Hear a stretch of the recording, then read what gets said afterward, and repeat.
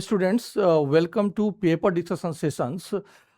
अभी मेरा laws of motions का सेशन चल रहा है एंड इस सेशन का मेन मकसद ये है कि आप विथ एक्यूरेसी एग्जामिनेशन हॉल में विथ एक्यूरेसी फास्टली कैसे क्वेश्चन सॉल्व करेंगे, स्पीड भी मेंटेन रहे एंड एक्यूरेसी भी मेंटेन रहे।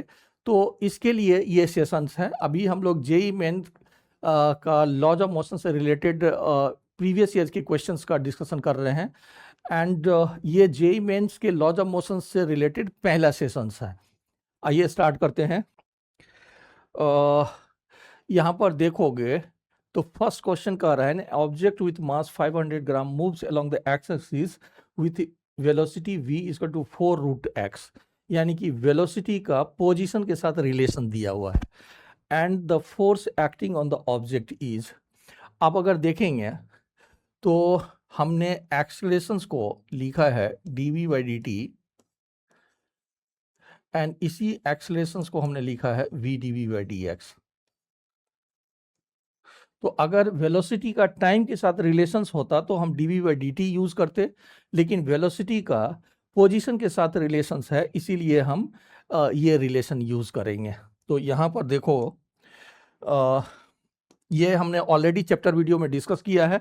तो यहाँ पर आपको वेलोसिटी दिया हुआ है 4 रूट एक्स, तो यहाँ पर dv बाई dx फाइंड कर लो। dv by dx will be equal to 4 and multiplied by 1 upon 2 root X, ये ऑलरेडी किया हुआ है। एंड ये आपका एक्सेलरेशंस, सॉरी, अब अगर एक्सेलरेशंस देखेंगे तो एक्सेलरेशंस को v dv बाई dx लिखेंगे, तो v का वैल्यू है 4 root X and dv by dx का वैल्यू है 4 multiplied by 1 upon 2 root x.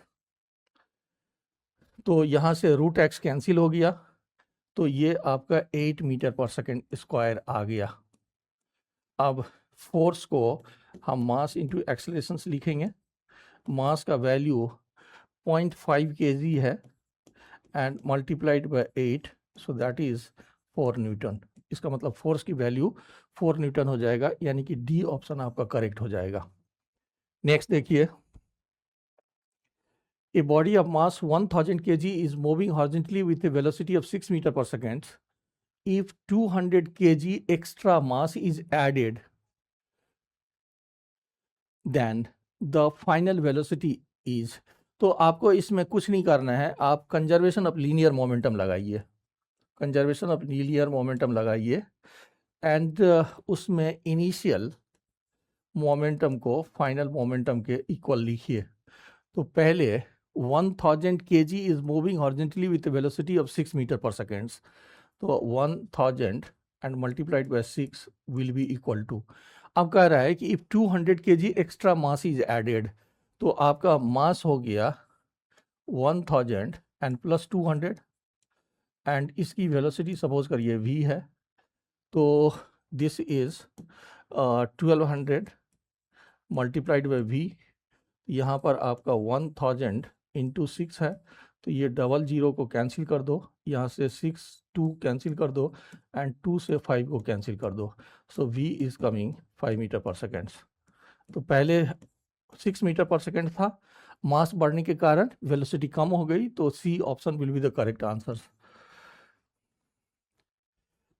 Next देखिए, a bullet of mass 10 gram leaves the barrel of gun with a velocity of 600 meter per second. If the barrel of the gun is 50 centimeter long and mass of the gun is 3 kg, then the value of impulse supplied to the gun। यहाँ पर अगर देखेंगे तो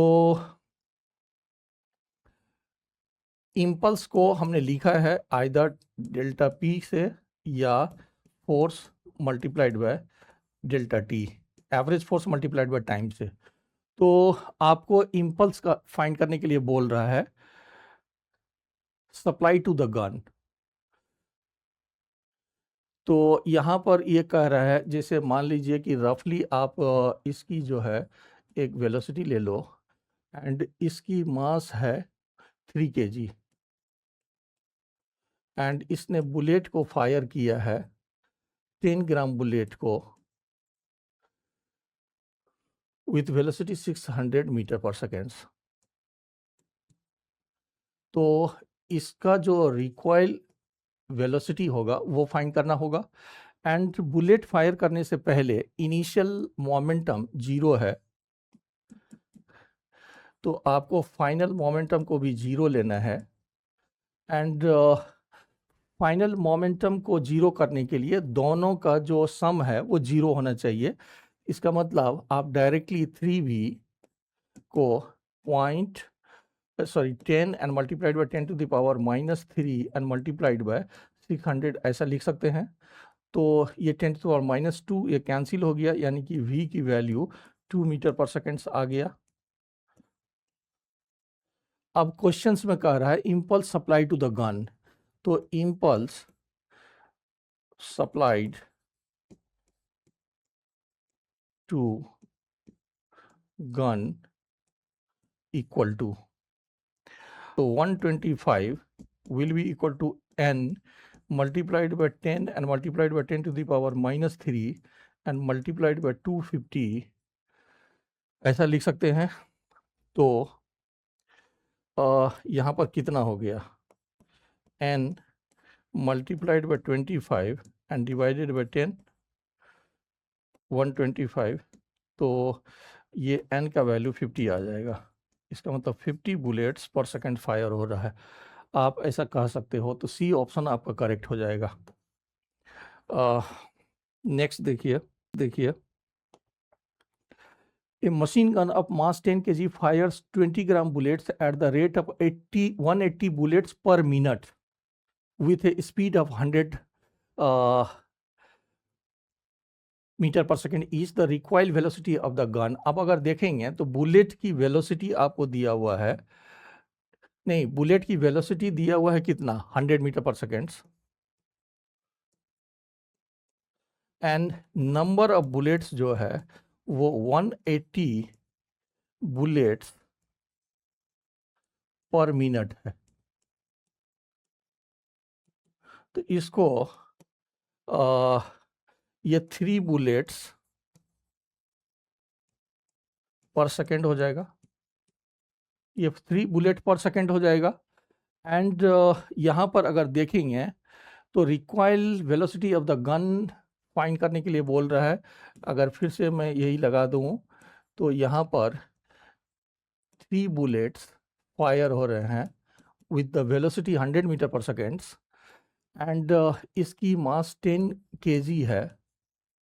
मान लीजिए recoil velocity v है और each bullet की मास 20 ग्राम है और ईच बुलेट की वेलोसिटी 100 मीटर पर सेकेंड दिया हुआ है एंड 3 बुलेट्स फायर हो रहा है पर सेकेंड।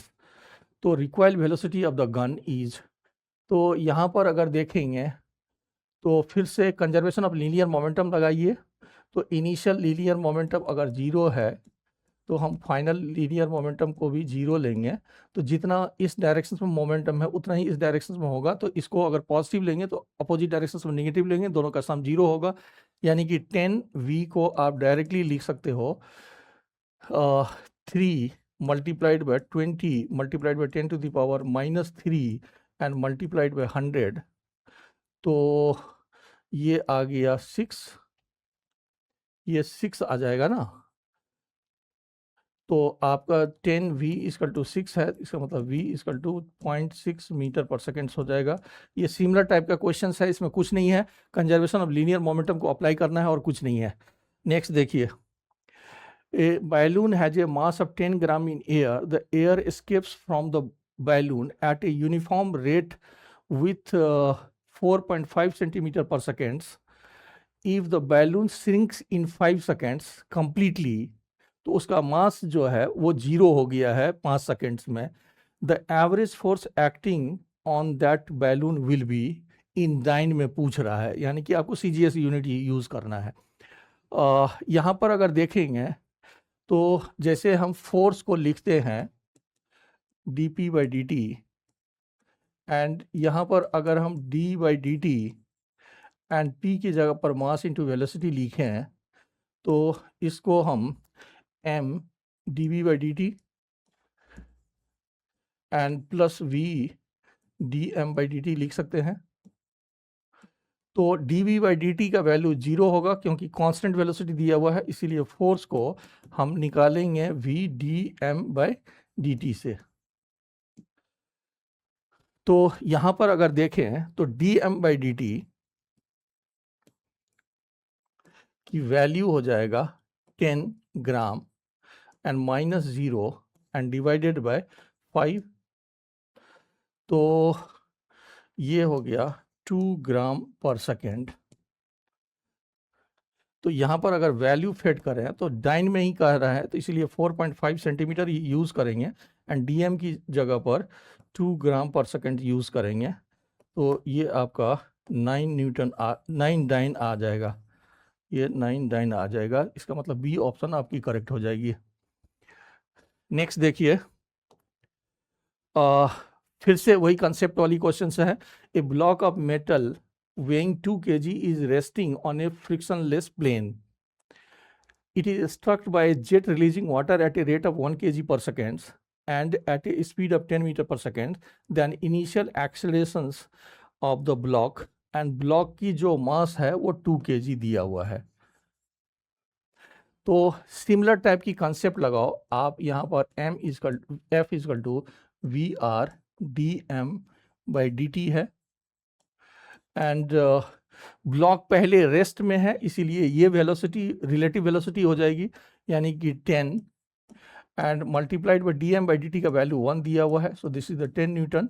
तो आप इनिशियल एक्सेलरेशन की वैल्यू एफ बाई एम लिख सकते हैं, so that will be equal to 10/2, so that is equal to 5 metre per second square, ऐसा लिख सकते हैं आप। तो मीटर पर सेकेंड स्क्वायर में C option will be the correct. Next देखिए, an object is thrown vertically upwards at its maximum height, which of the following quantity becomes zero? Potential energy, force and accelerations तो zero नहीं होगा। अगर आप किसी body को throw करोगे मान लीजिए यू वेलोसिटी से, तो यहाँ पर आपका वेलोसिटी जीरो है बट जी स्टिल एक्ट कर रहा है, तो एक्सेलरेशन है तो फोर्स भी होगा, एंड हाइट पर है तो पोटेंशियल एनर्जी भी होगा। तो momentum that is the mb and that will be instantaneous 0। तो मैक्सिमम हाइट पर इंस्टेंटेनियसली मोमेंटम की वैल्यू 0 आ जाएगी, तो आपका ए ऑप्शन करेक्ट हो जाएगा। नेक्स्ट देखिए, two balls of equal mass 30 gram strike a rigid wall with A speed of 108 kilometre per hour but at a different angles. If the balls gate reflected with the same speed, then the ratio of the magnitude of the impulse imparted to the ball A and ball B। तो यहाँ पर ball A में normal fall कर रहा है, उसी direction में same velocity से रिटर्न हो रहा है। तो यहाँ पर अगर आप देखो तो A वाले केसेज में ये मान लीजिए कि U वेलोसिटी से आ रहा है, U वेलोसिटी से रिटर्न हो रहा है। तो केस A अगर हम लें तो impulse in case A will be equal to delta P and that will be equal to 2mu। अगर हम इसको पॉजिटिव ले रहे हैं तो अपोजिट डायरेक्शन को नेगेटिव लेंगे, दोनों को माइनस करेंगे तो वो ऐड हो जाएगा, इसीलिए 2mu आ जाएगा। अब यहाँ पर मान लीजिए u वेलोसिटी से आ रहा है और उसी डायरेक्शन में रिटर्न हो रही है, तो मैं इसी में कर देता हूँ। यहाँ पर इस डायरेक्शन में उसकी मोमेंटम है mu cos 45 डिग्री और इस डायरेक्शंस में है mu sin 45। एंड यहाँ पर देखेंगे तो इस डायरेक्शंस में सेम आ जाएगा और इस डायरेक्शंस में भी सेम आ गया mu sin 45। तो अगर हम y डायरेक्शंस में देखें, अगर हम केस B को देखें तो change in momentum in y direction is 0 and change in momentum in x directions will be equal to 2mu cos 45। फिर से देखिए, अगर इधर वाले को हम पॉजिटिव लिए हैं तो जैसा इसमें किए हैं उसकी अपोजिट डायरेक्शन निगेटिव होगा, दोनों को माइनस करेंगे तो वो ऐड होगा, तो 2mu cos 45 हो गया। हमने इसमें m और u की वेलोसिटी को वैल्यू को फिट नहीं किया है, तो आपका impulse in b will be equal to 2mu cos 45। अब ये कह रहा है कि ratio of the magnitude of the impulses imparted to the ball A and B. तो आपको impulse of A and impulse in case B find करने के लिए बोल रहा है। तो अगर इसको डिवाइड करोगे तो 2mu कैंसिल हो जाएगा, ये 1/cos 45 आ जाएगा, एंड cos 45 1/√2, तो ये √2:1 आ जाएगा। इसका मतलब फर्स्ट ऑप्शन आपका करेक्ट हो जाएगा। नेक्स्ट देखिए, ए particle of mass m is moving in straight line with a momentum p starting at time t0. A force F is equal to kT acts in the same directions on the particle during the time interval t so that its momentum changes from p to 3p. Here k is a constant, the value of t is. अब यहाँ पर देखोगे तो आप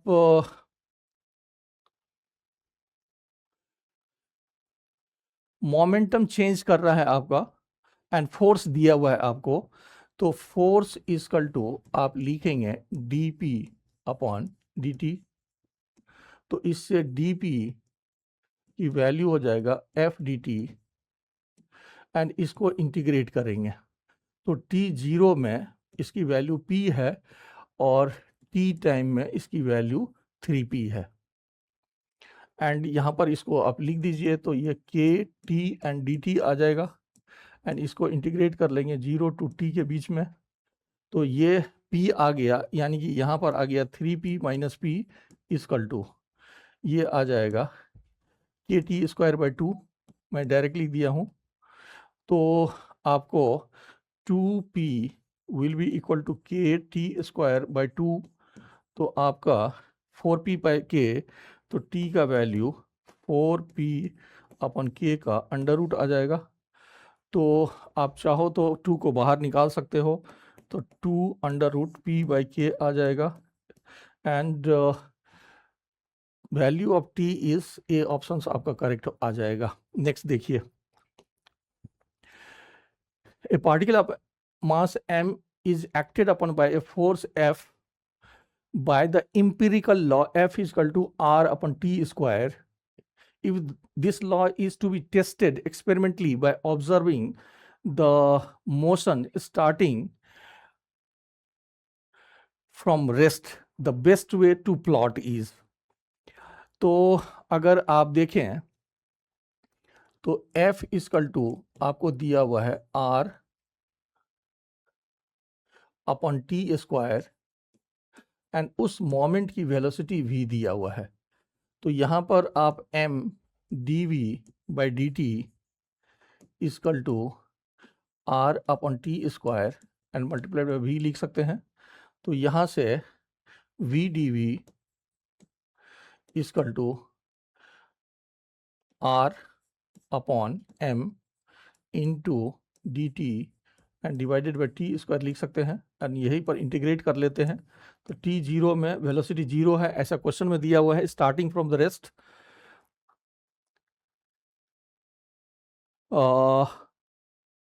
from rest questions में दिया हुआ है।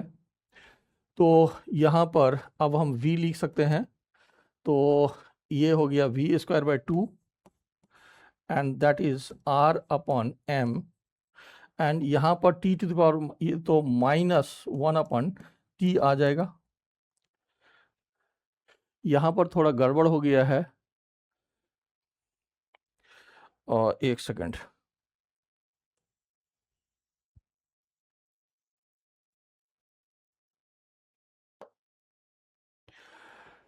इसको अरेंज करिए फिर से। dv/v will be equal to R/m and dt/t²। And अब इसको हम इंटीग्रेट कर रहे हैं तो t इक्वल टू 0 में वेलोसिटी 0 स्टार्टिंग फ्रॉम रेस्ट दिया हुआ है एंड t टाइम में वेलोसिटी मान लीजिए v है। तो ये आपका ln v आ गया and that is -R/m and into 1/t आ जाएगा। टी टू द पावर -2 होगा, तो जितना प्लस करेंगे उतना ही डिवाइड करेंगे। तो यहाँ पर अगर देखेंगे तो अब ln v एंड 1/t का ग्राफ जो होगा that will be straight line with negative slope. This will be straight line with negative slope. तो कह रहे हैं the best way is to plot, तो आपका log v and against 1/t आ जाएगा। ln v या log v जो भी है, तो log v and against 1/t आ जाएगा। तो ए ऑप्शन आपका करेक्ट हो जाएगा। नेक्स्ट देखिए, a body of mass 3.513 kg is moving along the x-axis with a velocity of 5 metre per second. The magnitude of momentum. अब देखिए इसमें momentum is equal to mass into velocity लिखते हैं, तो यहाँ पर मास और v दिया हुआ है, तो ऐसे तो कोई सिग्निफिकेंट नहीं है। लेकिन अगर देखेंगे तो मास की वैल्यू दिया हुआ है आपको 3.513 kg, तो इसकी सिग्निफिकेंट फिगर 4 है। एंड वेलोसिटी की वैल्यू दिया हुआ है 5.00 मीटर पर सेकेंड, तो इसकी सिग्निफिकेंट फिगर 3 है। इसका मतलब आपको आंसर जो है वो लिस्ट सिग्निफिकेंट फिगर में हम लोग देते हैं, इसीलिए आपको आंसर P = mv, तो that is 3.513 and multiplied bye 5, तो ये आपका 17.565 kg आ जाएगा। लेकिन आपको आंसर 3 सिग्निफिकेंट फिगर में देना है, इसीलिए आप इसको 17.6 kg लिखोगे, तो this will be the correct answer. इसका मतलब बी आपका करेक्ट आंसर हो जाएगा। आपको लोएस्ट सिग्निफिकेंट फिगर में आंसर करना है। नेक्स्ट देखिए, a player caught a cricket ball of mass 150 gram moving at a rate of 20 meter per second. If the catching process is completed in 0.1 second, the force of the blow exerted by ball on the hand of the player is equal to, catch करने के बाद ball की velocity 0 हो जाएगी, then the process of the catching is complete, and आप force को लिखो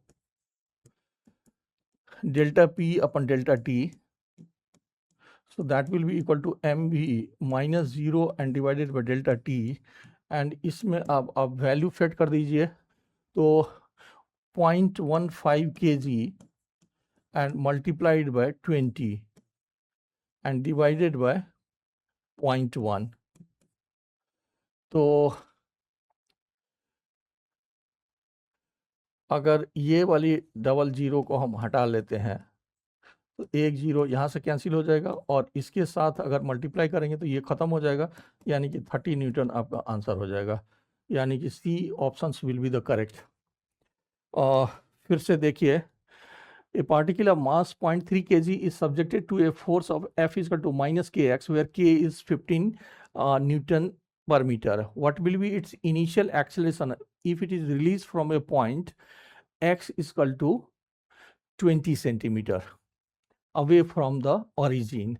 तो इनिशियल एक्सेलरेशंस फाइंड करने के लिए बोल रहा है, एंड आपको डायरेक्टली देखो तो F = -kx आपको दिया हुआ है, एंड k की वैल्यू 15 है, एंड x आपका 20 सेंटीमीटर है, तो 20/100 मीटर हो गया। सो दिस इज 3 न्यूटन। यानी कि जिस पोजीशन पर रिलीज किया है, इस रिलेशंस के बेसिस पर जिस पोजीशन से रिलीज किया है उस पोजीशन पर फोर्स की वैल्यू -3 न्यूटन है। तो accelerations will be equal to F/m, that will be equal to -3 divided by 0.3, so that is -10 metre per second square. आप अगर एक्सेलरेशन की मैग्नीट्यूड लिखो तो that is the 10 metre per second square, तो D option आपका correct हो जाएगा। Next देखिए, a body of mass 2 kg moving with velocity of 3I plus 4j cap meter per second enters into a constant force field of 6 Newton directed along the z axis. Velocity X Y plane में है, लेकिन जो force है वो Z axis में है. If the body remains in the field for a period of 5/3 seconds, then velocity of the body when it emerges from the force field. अब यहाँ पर देखेंगे तो फोर्स आपका परपेंडिकुलर है वेलोसिटी जिससे इन कर रहा है.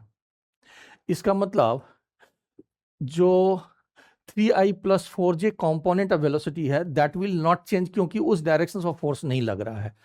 तो अगर आप जेड डायरेक्शंस की एक्सेलरेशंस निकालो तो जेड डायरेक्शंस की फोर्स डिवाइडेड बाय मास लिखेंगे. तो जेड डायरेक्शंस की फोर्स है आपका 6 एंड मास है 2. तो जेड डायरेक्शंस में acceleration 3 metre per second square आ गया. तो जेड डायरेक्शंस में अगर हम वेलोसिटी फाइंड करें तो that will be equal to u z and plus a z and into t. U z 0 है एंड प्लस ए जेड आपका 3 है एंड टाइम लेने के लिए बोल रहा है 5/3 seconds. तो आपका जेड डायरेक्शन में वेलोसिटी आ गया 5, ये के कैप में आ गया. लेकिन नेट वेलोसिटी अगर लिखेंगे तो 3I plus 4j सेम रहेगा, यानी कि 3I cap and plus 4j cap ये तो सेम रहेगा, लेकिन जेड डायरेक्शन में वेलोसिटी 5k कैप आ गया. इसका मतलब नेट वेलोसिटी को आप ऐसे रिप्रेजेंट कर सकते हैं. तो 3I plus 4j plus 5k, इसका मतलब डी ऑप्शन आपका करेक्ट हो जाएगा. नेक्स्ट देखिए, a balloon and its content having mass m is moving up with an acceleration a. A balloon and its content having mass m is moving up with an acceleration a. The mass that must be released from the content so that the balloon starts moving up with an acceleration 3a. ये पहले भी up move कर रहा था and अभी भी up ही move कर रहा है. एंड अगर देखें तो यहाँ पर अगर बैलून है, इसकी मास m है, इस पर एक बॉइंट फोर्स लग रहा है एंड इसकी mg इस डायरेक्शंस में लग रहा है और ये a एक्सेलरेशन से ऊपर जा रहा है. तो यहाँ पर आप इक्वेशन लिख सकते हो F B minus M G equal to M A, ऐसा लिख सकते हैं. ये इक्वेशन 1 हो गया. अब ये कह रहा है the mass that must be release from the content. अब यहाँ से कुछ मास को हटा रहे हैं so that the balloon starts moving up with an acceleration 3a. तो मान लीजिए कि इस बैलून से हमने m मास को हटा लिया है. तो अब यहाँ पर जो मास बचा वो m माइनस एम बचा एंड बॉयंट फोर्स को हम सेम रख रहे हैं, क्योंकि इस मास को रिलीज करने से बैलून के शेप में कोई चेंजेस नहीं आया है, इसलिए मैं बॉयंट फोर्स को सेम ले रहा हूँ. और अब इसकी एक्सेलरेशन a की जगह पर 3a हो गया है. तो सिमिलर टाइप की इक्वेशंस अगर देखें तो यहाँ पर m माइनस एम जी ये फोर्स नीचे लग रहा है एंड इक्वेशन लिखें तो F B minus M G and plus M G, ये मैंने दोनों को मल्टीप्लाई करके लिखा है.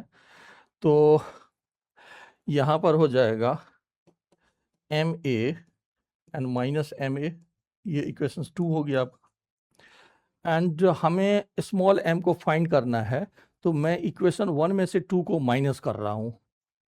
अगर 1 में से 2 को माइनस करें तो एफ बी कैंसिल हो जाएगा और ये प्लस हो जाएगा, ये माइनस हो जाएगा. तो ये अगर प्लस होगा तो mg और प्लस mg कैंसिल हो जाएगा, तो यहाँ पर बचेगा minus mg equal to and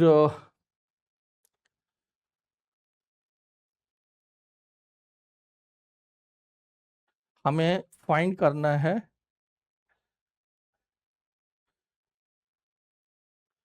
तो ये कैसे हो गया.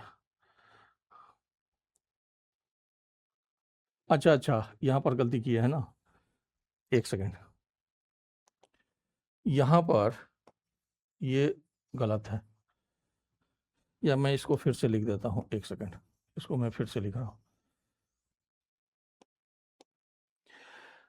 अब देखिए यहाँ पर m मास को अगर हमने हटा लिया है तो रिमेनिंग मास m माइनस m, अब ये एक्सेलरेशन 3 a से मूव कर रहा है, तो यहाँ पर एफ वी, एंड मैं इसको ओपन करके लिख रहा हूँ, तो minus M G and plus M G will be equal to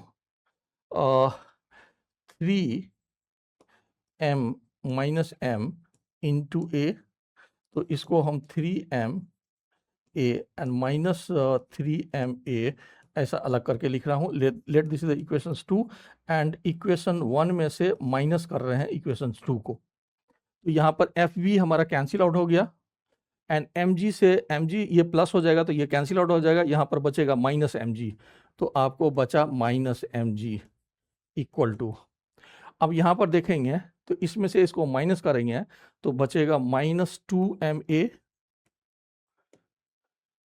and plus 3ma, plus 3ma, तो आप इसको इधर ले आओ तो ये हो गया 2ma, एंड उस साइड ले जाओ तो आप m कॉमन ले सकते हो, तो ये हो जाएगा g प्लस 3a, तो आपका जो m है that will be equal to 2ma and divided by g and plus 3a, तो जो मास को हमने बाहर निकाला है उसकी वैल्यू इतना आ सकता है 3ma and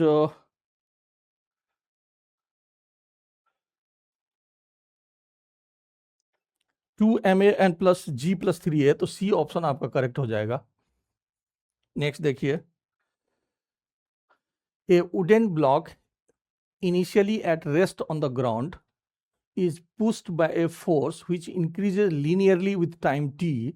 Which of the following curve best describe acceleration of the block with time? तो ये डायरेक्ट है, आप force directly proportional to T है, तो आप फोर्स को मान लीजिए के टी लिख दिए, तो acceleration will be equal to F upon M, and that is K upon M and multiplied by T, तो आपका एक्सेलरेशन भी डायरेक्टली प्रोपोर्शनल हो जाएगा टाइम के, तो ये स्ट्रेट लाइन होना चाहिए, एंड इनिशियली एट रेस्ट में है इसीलिए 0 से स्टार्ट होगा, तो ये दोनों वैसे स्ट्रेट लाइन के फॉर्म में है, इस दोनों में होगा, लेकिन ये कुछ अदर पॉइंट से स्टार्ट कर रहा है, तो बी ऑप्शन आपका करेक्ट हो जाएगा। नेक्स्ट देखिए, position vector of a particle related to time t is given by r is equal to 10t I cap plus 15t square j cap plus 7k cap. The directions of net force experienced by the particle is directions of net force. तो आपको r position vector दिया हुआ है 10t I cap plus 15t square j cap and plus 7k cap, तो सबसे पहले dr by dt निकाल लो, so that will be equal to 10 I cap and plus 30t j कैप, एंड ये 0 हो जाएगा, तो आपका वेलोसिटी आ गया, तो फिर से अगर dv बाई dt निकालोगे तो ये 0 हो जाएगा, एंड प्लस 30j, एंड वो ऑलरेडी तो एक्सेलरेशन की वैल्यू आपका 30j कैप आ गया, इसका मतलब जो एक्सेलरेशन है the direction of net force, तो force is equal to mass into acceleration लिखेंगे, तो इसका मतलब जैसा एक्सेलरेशन की डायरेक्शन होगी वही होगी, इसका मतलब positive Y axis is the correct answer. Next देखिए, 100 balls each of mass m moving with speed v simultaneously strike a wall normally and reflected back with the same speed in time t. The total force exerted by the balls on the wall is, अब यहाँ पर देखेंगे तो मान लीजिए ये m मास है and velocity v है, तो ये उसी वेलोसिटी से रिटर्न हो रहा है, तो एक बॉल का जो F इक्वल टू हम delta P upon delta T लिखेंगे। एक बॉल की जो चेंज इन मोमेंटम होगा दैट इज 2 mv, लेकिन ऐसा 100 balls each of mass m with velocity v strike कर रहा है एंड उसी वेलोसिटी से रिटर्न हो रहा है। तो for a single ball change in momentum is 2 mv and 100 balls है, तो यहाँ पर n से मल्टीप्लाई कर दिए and divided by delta t। अब अगर वैल्यू फेड करें तो this is the 100 multiplied by 2 and mass आपका m है एंड वेलोसिटी v है एंड ये t है। तो आपका 200 mv and divided bye t हो जाएगा। तो ये आपका सी ऑप्शन करेक्ट हो जाएगा। नेक्स्ट देखिए, figure represents the momentum time curve for a particle moving along an x-axis under the influence of the force. Identify the regions on the graph where the magnitude of the force is maximum and the minimum respectively. यहाँ पर अगर देखें तो आप force को delta P upon delta T लिखते हैं and अगर P एंड T का ग्राफ है तो फोर्स स्लोप को इंडिकेट करेगा, यानी कि जहां पर स्लोप मैक्सिमम होगी वहां पर फोर्स मैक्सिमम होगा, ऐसा आप इमेजिन करिए। अगर हम देखें तो यहाँ पर ये A पोर्शंस है, ये B पोर्शंस है और ये C पोर्शंस है। तो आपका स्लोप C के लिए मैक्सिमम है, C के लिए स्लोप मैक्सिमम है इस तीनों में, एंड इसकी इंक्लाइनेशंस और इसकी इंक्लाइनेशंस देखेंगे तो ये इंक्लाइनेशन इससे कम है। मान लीजिए हम इसको θ1 लिख रहे हैं एंड यहाँ पर θ2 लिख रहे हैं, तो आप स्लोप को tan थीटा से रिप्रेजेंट कर रहे हैं, तो यहाँ पर B की स्लोप मिनिमम है, B की स्लोप मिनिमम है। इसका मतलब फोर्स B पार्ट में, यानी कि इस स्ट्रेट लाइन में फोर्स मिनिमम है और C वाले लाइन के लिए फोर्स मैक्सिमम है। तो आपको फोर्स इज मैक्सिमम हो गया C में एंड मिनिमम हो गया B में, तो C एंड B आपका आंसर होना चाहिए। तो C एंड B यहाँ आना चाहिए। फिर से देखिए कि आप force equal to delta P अपन डेल्टा T लिखते हो, मोमेंटम एंड टाइम का ग्राफ होगा तो स्लोप जो है वो dP बाई dt होगा, यानी कि slope itself is giving you the force. तो C वाले का स्लोप सबसे ज़्यादा है एंड इसकी θ1 ग्रेटर है θ2 से, इसीलिए B की स्लोप मिनिमम है, दैट्स वाई B में फोर्स सबसे कम होगा। नेक्स्ट देखिए, in two different experiments an object of mass kg moving with speed 25 meter per second hits two different walls and comes to rest within 3 seconds and 5 seconds respectively. In two different experiments an object of mass 5 kg moving with speed 25 meter per second hits two different walls and comes to rest within 3 seconds and within 5 seconds respectively. तो ठीक है, यहाँ पर ये 5 kg का एक ball है and ये मूव कर रहा है 25 मीटर पर सेकेंड से, एंड इसने एक वॉल को कोलाइड करने के बाद 3 सेकंड में रेस्ट में आ जाता है एंड दूसरे वॉल को कोलाइड करने के बाद 5 सेकंड्स में रेस्ट में आ रहा है। तो impulse and average force acting on the object will be same for both cases. तो impulse will be equal to delta P। तो ये सेम होगा क्योंकि रेस्ट में दोनों केसेस में रेस्ट आ गया है, तो ये जो मोमेंटम है 25 × 5 वो दोनों के लिए सेम है, क्योंकि यही बॉल एक बार पहले वॉल को कोलाइड कर रहा है, यही बॉल दूसरे बॉल को कोलाइड कर रहा है एंड कोलिजन के बाद रेस्ट में आ रहा है। तो डेल्टा पी की वैल्यू दोनों के लिए सेम है, इसका मतलब इंपल्स सेम है। लेकिन अगर हम impulse equal to F delta T लगाएं तो जो फोर्स होगी that will be impulse upon delta T. तो पहले वाले का फोर्स हो जाएगा I and divided by 3 and ये एंड दूसरे वाले का जो फोर्स है that will be equal to I upon 5। तो यहाँ पर F1 चूंकि इम्पल्स दोनों का सेम है, ये इम्पल्स दोनों का सेम है, तो F1 is greater than F2, यानी कि फर्स्ट केसेस में आपका फोर्स ज़्यादा है एंड लेकिन इम्पल्स दोनों का सेम है। तो impulse and average force acting on the object will be same, तो ये गलत हो गया। Impulse will be same for both the cases but the average force will be different, तो ये सही है, बिल्कुल सही है, एवरेज फोर्स डिफरेंस है।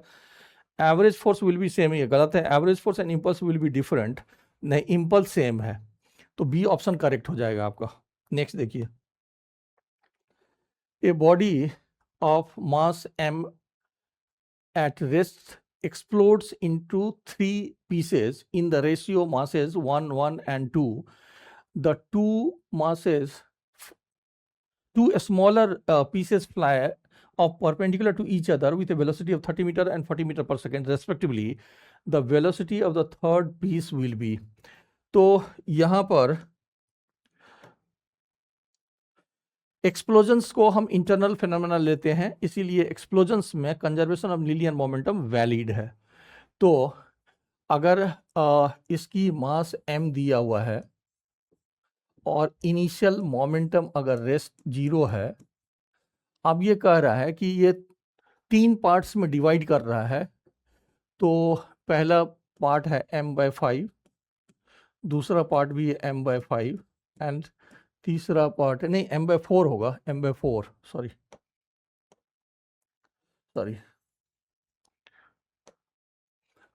क्योंकि 1:2 में है, तो पहला पार्ट हो गया m/4, दूसरा पार्ट भी हो गया m/4 एंड तीसरा पार्ट हो गया 2m/4। अब ये कह रहा है कि 2 smaller pieces fly off perpendicular to each other. तो जैसे मान लीजिए कि आप m/4 को ले रहे हैं 30 मीटर पर सेकेंड से एंड m/4 को ले रहे हैं 40 मीटर पर सेकेंड से। तो इस डायरेक्शंस में अगर P1 है तो P1 will be equal to m/4 multiplied by 30 and इस डायरेक्शंस में जो मोमेंटम है ये P2 हो जाएगा m/4 एंड मल्टीप्लाइड बाय 40। अब इस दोनों का रिजल्टेंट निकाल लेते हैं। तो अगर इस दोनों का रिजल्टेंट निकालें हम, तो इस पैरेललोग्राम के बेसिस पर ये रिजल्टेंट निकाल सकते हैं। तो P1 एंड 2 का रिजल्टेंट निकालें तो that is the m/4 and under root 30 square and plus 40 square. तो ये हो गया m/4 एंड मल्टीप्लाइड बाय 50। तो ये P1 एंड 2 का रिजल्टेंट है and total final linear momentum भी 0 होना चाहिए।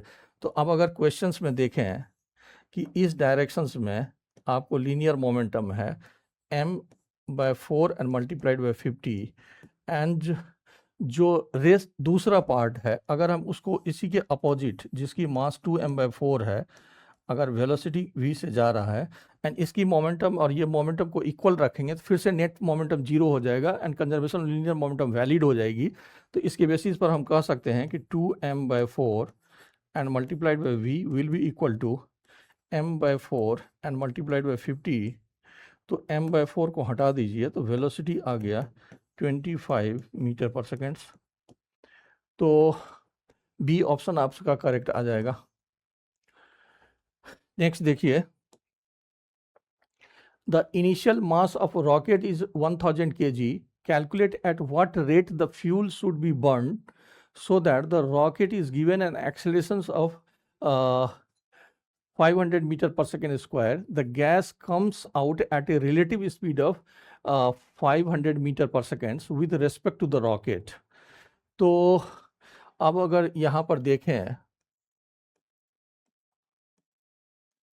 तो यहाँ पर एक अपथ्रस्ट निकल रहा है एंड यहाँ पर गैस इजेक्ट हो रही है एंड उसकी वेलोसिटी आपको गिवन है। तो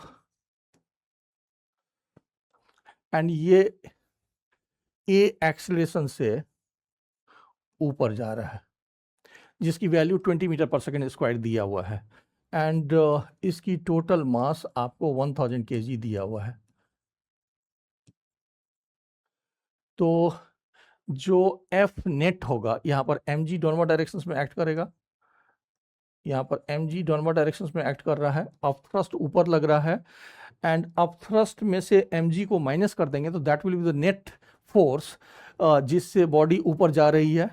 तो हम एफ नेट को लिख सकते हैं, F net will be equal to upthrust and minus M G. तो यहाँ पर अपथ्रस्ट की वैल्यू हो जाएगा F net and plus M G. तो हमें कह रहा है कि at what rate the fuel should be burned.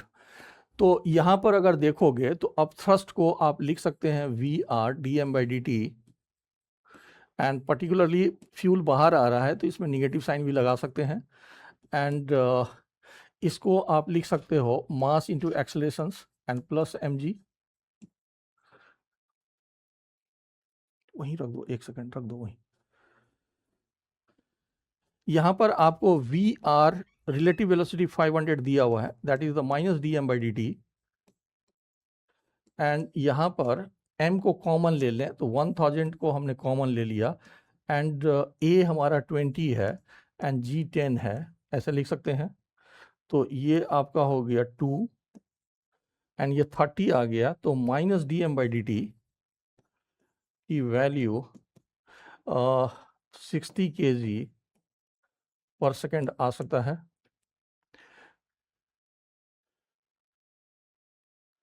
तो 60 kg पर सेकेंड आपका डी ऑप्शन इसमें करेक्ट हो जाएगा, डी ऑप्शन करेक्ट हो जाएगा।